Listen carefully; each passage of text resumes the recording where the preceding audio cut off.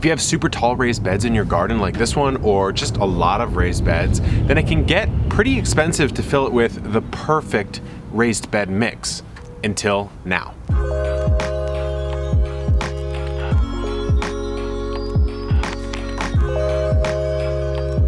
Kevin Espiritu here from Epic Gardening, where it's my goal to help you grow a greener thumb, but on a budget. When I first started gardening back in 2010, I mentored under none other than Mel Bartholomew of Square Foot Gardening. This is the best-selling gardening book of all time, and I was lucky enough to work directly with him for about 18 months or so. Now, one of the things he always touted in his Square Foot Gardening method was Mel's mix. It was 1/3 peat moss, 1/3 vermiculite, and 1/3 blended sources of compost. Now, I can't lie, it was an extremely powerful and potent mix, but it was also very expensive, and he also recommended raised beds that were about 6 inches tall. As you can see, this one is not 6 inches tall. This bed here is 30 inches tall, and the shortest bed in my garden is 15 inches tall. Now, I like it. I'm 6'4".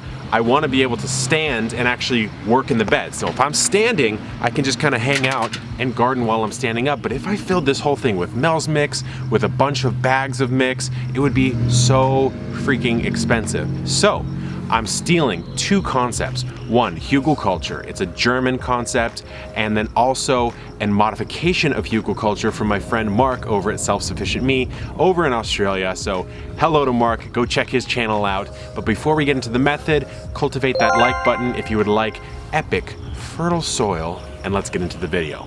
So the trick of this method to half the cost of your soil or more, depending on how you do it, is to understand how a lot of plants' root systems grow. Most of them aren't getting too much further than 12 to 18 inches down, at least many of these annual vegetables that you and I like to grow in our gardens.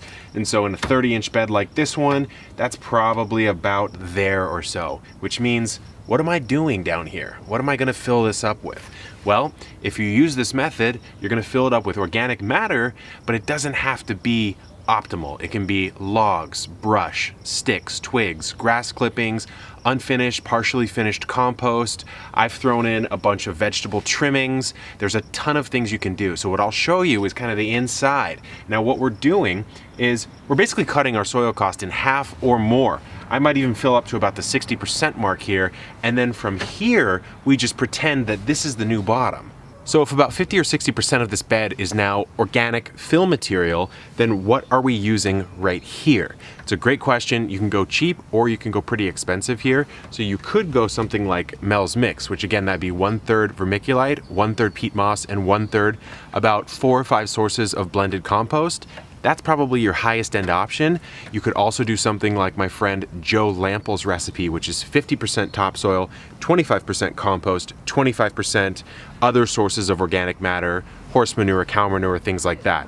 You could, like I'm gonna do in this video, go with a bagged mix. I'm gonna use Espoma Organic's Raised Bed mix on the top right here, and sometimes I like to use a bagged mix just because that's more accessible to many of you watching this video, rather than saying, oh, you know, just call someone up and have them dump 2 yards of perfect raised bed mix. A lot of us don't have access to that. So for the purposes of this video, I will be using Espoma Organic's Raised Bed bagged mix, but let's take a look inside and I'll show you how I fill it up and then fill the top off. So what I've done over the last few days is I've gone ahead and grabbed some fill material. So you can see here's some flowering brassicas.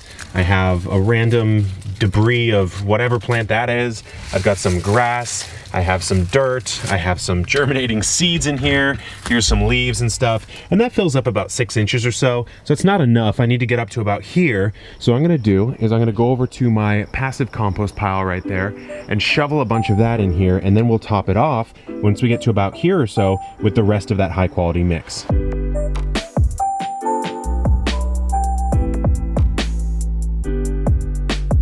You know, the beauty of this is that every single scoop you just saw me put in is a scoop that I didn't have to buy. And you can make it even cheaper by putting in the larger wooden products like your logs, your sticks, and your twigs. If you're doing a big pruning job in the backyard, some grass clippings, this passively composted pile is gonna be absolutely perfect. And we have about, I would say 40% of this left to fill. So before the light gets too low, let's go ahead and do that. Like I said, I'm gonna use the Espoma Organic 1.5 cubic foot raised bed mix. It's fantastic And the beauty is I probably have to use a little bit less than half as many of these bags, so I get to use the rest of it in some other part of my garden and save more money. Please ignore the fact that I just spilled some over the top.